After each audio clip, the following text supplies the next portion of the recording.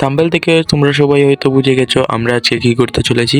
আমরা সবাই আজকে হেডশট নিয়ে আমরা আলোচনা করব আর বুঝবো যে কিভাবে হেডশট মারা যায়। তো সবাই আমরা এগিয়ে যাই ভিডিও দিকে। আর আমরা যদি বেশি মুভমেন্ট দেখিয়ে খেলতে যাই তাহলে কিন্তু আমাদের হেডশট একদমই কানেক্ট হবে না। আর এখানে দেখতে পাচ্ছ সবচেয়ে বেশি মুভমেন্ট দেখালে কিন্তু হেডশট একদমই কানেক্ট হবে না।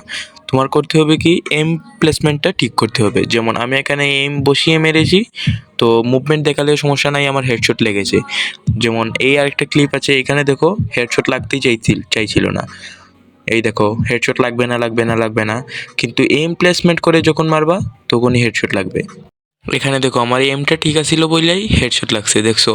আর হেডশট মারার জন্য কিছু টিপস আছে, যেমন এই ক্লিপে দেখতে পাচ্ছ আমি এনিমিকে দেখিয়েছি আমি এই দিকে যাব, কিন্তু আমি ঘুরে এসে এই দিক থেকে সহজে ওকে হেডশট মেরে ক্লিয়ার করে দিই, ম্যাচটা উইন হয়ে যায়। আর এরকম যদি হেডশট মারতে চাও তাহলে ফুল ভিডিও না টেনে দেখতে হবে।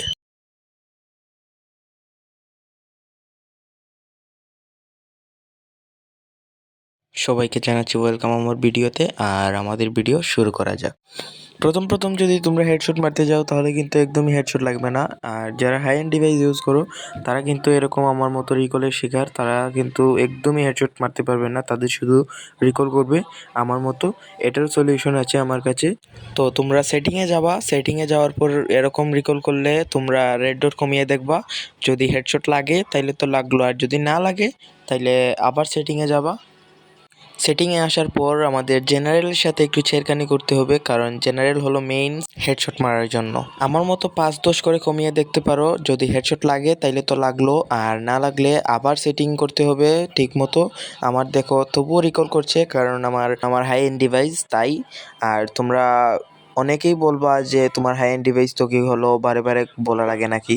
আমি বলবো ভাই, আপনারা হাই এন্ড ডিভাইস কিনেন, তারপর বুঝবেন গেমে হেডশট মারা কতটা কঠিন। ফালতু কথা বাদ দিয়ে আমরা ভিডিওর মেইন টপিকে চলে যাই। আর এরকম আমার মতো যদি কারো হেডশট না লাগে, শুধু রিকলই করে, তাহলে আবার সেটিংয়ে যেতে হবে। সেটিংয়ে আসার পর আমরা জেনারেলকে একটু বাড়িয়ে দেব আর রেড ডট কমাবো। সো আবার আমরা গেমে চলে যাব। যাওয়ার পর হেডশট লাগে নাকি, হেডশট লাগিয়েছে, আমার মোটামুটির মধ্যে ঠিক হয়েছে, বাট ওইভাবে লাগতেছে না। তাই আমরা কি করব, MP40 নিব। MP40 নেওয়ার কারণ হলো MP40 নিলে আমরা ভালোটিকে সেন্সিটা ঠিক করতে পারবো। MP40 এমন একটি গান যেটা দিয়ে একবার যদি আপনি MP40 দিয়ে সেন্সি ঠিক করেন তাহলে আর আপনার কোনো গানের সেন্সিটিভিটি ঠিক করা লাগবে না, অটোমেটিক সব গানেই এই সেন্সি দিয়ে হেডশট লাগবে। MP40 নেওয়ার পর ওয়াও কি হেডশট পড়তেছে ভাই, ওয়াও! আমি তো পুরো ক্রাশ খেয়ে গেলাম, কক্সবাজারের ক্রাশ নীলার মতো ক্রাশ খেয়ে গেলাম। সো ফাইজলামি না করে আমরা বলি, আমাদের ওই গান দিয়ে কিন্তু ফ্রিস্টাইল গান দিয়ে কিন্তু আমাদের হেডশট লাগতেছে না। আর ফ্রিস্টাইল গান দিয়ে যদি হেডশট মারতে চাই তাহলে আমরা ট্রেনিং করতে হবে, প্রচুর কড়া ট্রেনিং করতে হবে। যেমন আমরা এখন যাব ওই পাশে, এই পাশে আসার পর আমরা কিছু টিপস অ্যান্ড ট্রিক্স নিয়ে কথা বলবো। যেমন আমি যদি সোজা ড্রাগ করি, এনিমি যদি বাম পাশ দিকে যাচ্ছে আর আমি যদি সোজা ড্রাগ করি তাহলে কিন্তু হেডশট কানেক্ট হবে না। যেমন এখানে দেখতে পাচ্ছ আমি কিন্তু সোজা ড্রাগ করতেছি, কিন্তু এনিমি বাম দিকে যাচ্ছে, আমার হেডশট কিন্তু কানেক্ট হচ্ছে না। আবার আমি সোজা ড্রাগ করতেছি, এনিমি ডান দিকে যাচ্ছে, কিন্তু হেডশট লাগতেছে না। আর এখানে টিপসটা হলো, আপনারা যেদিকে এনিমি যাবে ওই দিকে আপনারা জয়স্টিক সহ ফায়ার বাটনকেও ওই দিকে টান দিয়ে ধরে রাখতে হবে, তাহলে অটোমেটিক হেডশট লাগবে।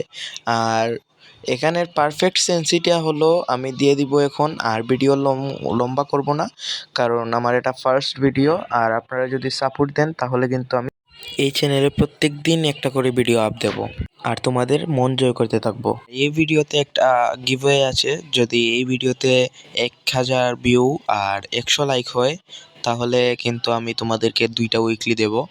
আর উইকলি নেওয়ার জন্য কিন্তু প্রত্যেকেই নিজের ইউআইডি দিবা কমেন্ট বক্সে, আর সবাই বেশি বেশি করে সাপোর্ট করবা। আজকের জন্য টাটা, বাই বাই, দেখা হবে অন্য ভিডিওতে।